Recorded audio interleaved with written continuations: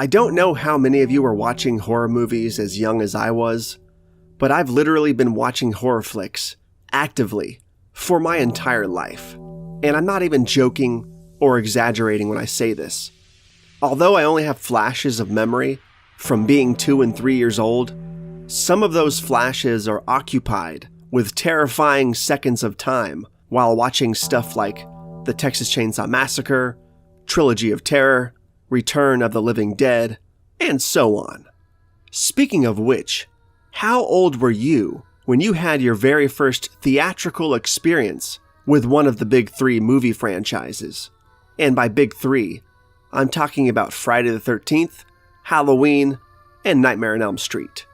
For a while there, I thought it was Jason Goes to Hell, but then I started recalling scenes of Freddy's Dead from the point of view of being in a theater, such as seeing Freddy rolling out the spikes. I was so unsure about these memories that I called my mom to confirm whether or not we actually saw Freddy's Dead in theaters way back in '91, when I was 4 years old. And yes, we absolutely did.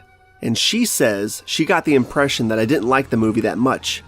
Even as a 4-year-old, I was already decently seasoned in Freddy Krueger madness, so the fact that I didn't like Freddy's Dead, even way back in 1991, shows how long I've disliked that movie, because it hasn't really grown on me over the years, at all. But anyways, were you seeing scary movies in theaters when you were as young as I was? If so, did you turn into a serial killer because of it? I know I didn't. At least that's what I'm putting on record.